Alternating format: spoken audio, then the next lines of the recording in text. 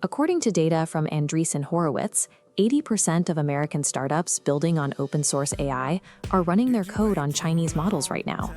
This shift happened in silence.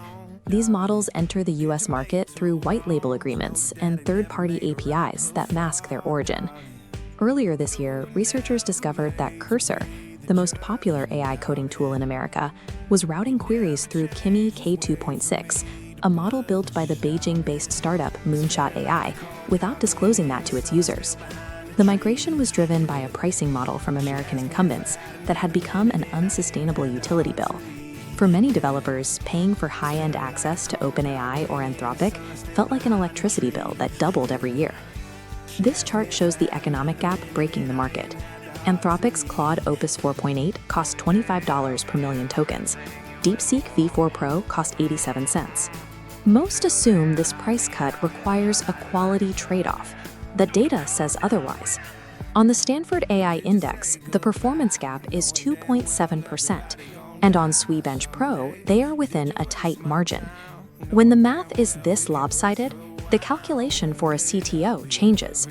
Every invoice from their previous vendor suddenly looks like financial malpractice that they will eventually have to justify to their board. For a growing number of companies, switching to a Chinese open weights model is the only financially defensible move. The United States government attempted to freeze this progress by cutting off China's access to the hardware shown here. By blocking the export of NVIDIA's most powerful semiconductors, Washington intended to cap the capability of any model trained outside the US. But world-class engineering teams do not stop when they lose access to the industry-standard tool. They redirect. They're forced to solve a much harder optimization problem, which can lead to a more efficient architecture than the one everyone else settled for. To bypass the hardware shortage, Chinese labs like DeepSeek moved away from dense models and leaned into an architecture known as Mixture of Experts, or MOE. Think of the model as a massive company with 256 specialized departments. In a standard model, every department wakes up for every question. In this MOE architecture, the system only activates the 8 departments most relevant to your specific query, leaving the other 248 dark. This selective activation slashed the computational cost of running the model. It demonstrated that access to the most restricted American semiconductors was no longer the only viable path to reaching the performance frontier. Washington's regulatory response was designed for a different era. Most U.S. procurement restrictions were written to block federal agencies from directly using branded Chinese applications, but open-source licensing created a side window. An American developer can download the raw weights of a Chinese model, wrap it in a new interface, and run it on a local server in Virginia. Once a model is released under an open-source license, it loses its geopolitical identity in a legal sense. For a corporate procurement officer, it is simply a piece of software with an MIT license and no clear server trail leading back to a foreign entity. American AI companies lobbied heavily for restrictions to close this loophole.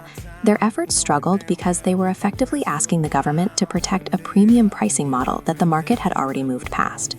The combination of open-source distribution and extreme cost efficiency created a structurally invisible pipeline. It allows foreign AI architecture to flow into American enterprise stacks through a path that the current regulatory framework was not designed to monitor. Institutional capital is already moving toward this new reality. In the first quarter of 2026, Hong Kong saw $14 billion in AI-driven equity sales, marking a shift in financial momentum as startups like Moonshot AI prepare for massive public listings. But relying on this infrastructure involves a trade-off that rarely appears in a technical white paper. It requires accepting the political censorship and data tracking clauses buried in the administrative language of these models' terms of service. Because these models are post-trained under domestic speech laws, their answers change depending on the topic. Ask a model like DeepSeek about the 1989 Tiananmen Square protests, and the response often disappears or the language shifts to align with state-approved history. This bias is a structural feature. Inquiries regarding regional sovereignty or the status of Taiwan trigger specific constraints that are hard-coded into the model's reasoning process. For a Fortune 500 company, this introduces a unique form of risk. Building core infrastructure on these models means building on technology subject to sudden geopolitical weather changes.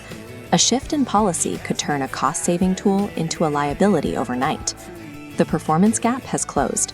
For the first time, Western businesses have a high-capability, low-cost alternative to the domestic incumbents. Now, organizations must decide if saving millions of dollars is worth the permanent exposure of the trust gap.